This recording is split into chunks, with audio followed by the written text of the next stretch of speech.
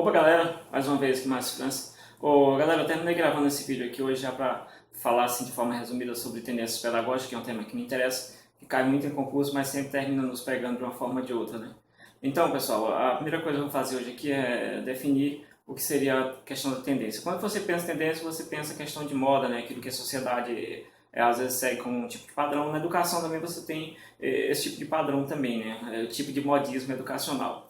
Aquele modelo que os pedagogos, os pensadores da educação terminam aqui, seguindo como sendo correto ou não. Diante disso, a gente tem assim um consenso entre os pesquisadores, os estudiosos, que as tendências pedagógicas elas podem ser divididas em dois grupos. De um lado você tem as tendências tidas como liberais e de outro você tem as tendências chamadas de progressista. As progressistas e as liberais. As liberais termina começando com a pedagogia tradicional, muito conhecida, né? Inicia-se com os jesuítas a partir de 1549, ali, com a chegada deles aqui no nosso país.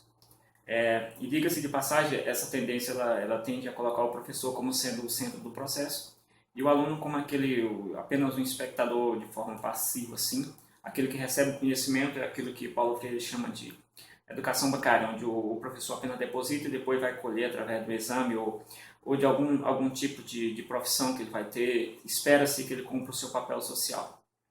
De outro lado, você tem a outra pedagogia, nessa subdivisão aqui dos liberais, que seria a escola renovada. É um tipo de modelo assim renovado, de escola, um pensamento renovado, que critica logicamente o anterior. Esse modelo aí, que é onde se fala da escola nova, né, hoje conhecida como movimento Escola Novista do Brasil.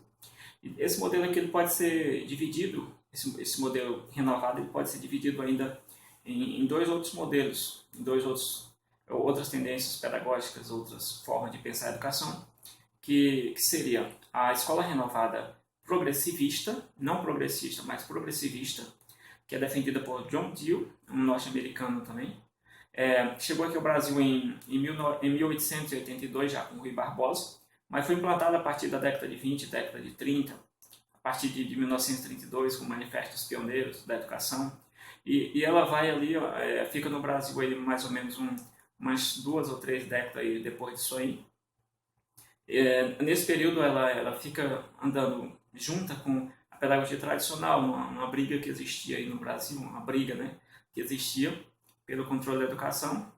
E depois, pensando nessa educação como sendo a progressivista, a renovada progressivista, defendida por John Dewey, como eu falei, e ela coloca o aluno como centro do processo. Ela diz, não é mais como os tradicionais diziam, que o professor é o centro, mas agora o centro passa a ser o próprio aluno.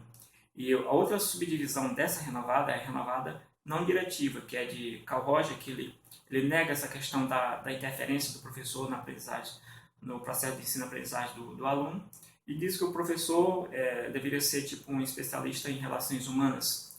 Então, esses dois modelos que são melhores, né, que representam a ideia renovada da educação. E depois você tem, dentro dos liberais aqui, o modelo liberal, você tem outra tendência chamada de tecnicista. A tecnicista chega ao Brasil aqui a partir da década de 50, mas ela pega mais força a partir de 1960, processo de industrialização, a ditadura militar. Essa tendência foca muito na questão da indústria, né? É uma associação entre educação e indústria, entre o desenvolvimento tecnológico, industrial do país. Essa ideia de empreendedorismo, de curso técnico, ligada de certa forma a isso aí. Esse modelo está ligado a Skinner, né? A parte de comportamento, onde você começa a medir o desenvolvimento, você começa a medir o aluno, a ideia da avaliação como medida também está ligada a isso aí. Fechando esse bloco aqui dos liberais está ligado à questão da manutenção da sociedade, ver a sociedade, deixa a sociedade existir assim como ela existe, você não interfere, deixa tudo como está, é um pensamento de manutenção da sociedade, do status quo da sociedade. Esse outro modelo aqui já trabalha com a ideia de transformação, e não mais de manutenção, mas de transformação. Aqui no progressista você tem a pedagogia de Paulo Freire, chamada de libertadora, né?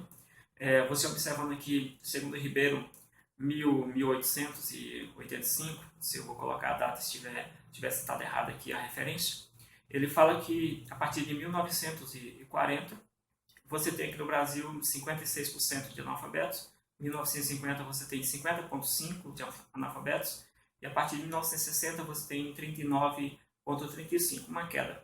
A partir de 1961, Paulo Freire entra com esse método de educação, né? Aí ele vai introduzir aqui no Brasil o seu método de educação para tentar também dar a sua contribuição quanto a isso aí. E então, nesse período, surge a ideia de Paulo Freire, e depois você tem outro modelo que seria o modelo libertário, né, de Freinet, que é um modelo que trabalha com autogestão. Esse modelo está ligado à ideia anarquista também, um movimento anárquico, e é um modelo que trabalha com autogestão, como falei. O próximo modelo, dentro desse progressista, é o crítico social dos conteúdos, de Libânio, ou a teoria, a pedagogia histórico-crítica do professor Saviani, que diz, não, você tem que trabalhar com os conteúdos, mas fazendo uma crítica, adaptando o conteúdo à realidade do aluno. Você pega o conhecimento fragmentado do aluno e vai unir esse conhecimento com os conhecimentos científicos. Então, essas três pedagogias, elas formam a proposta aqui do progressista, o movimento, a pedagogia progressista.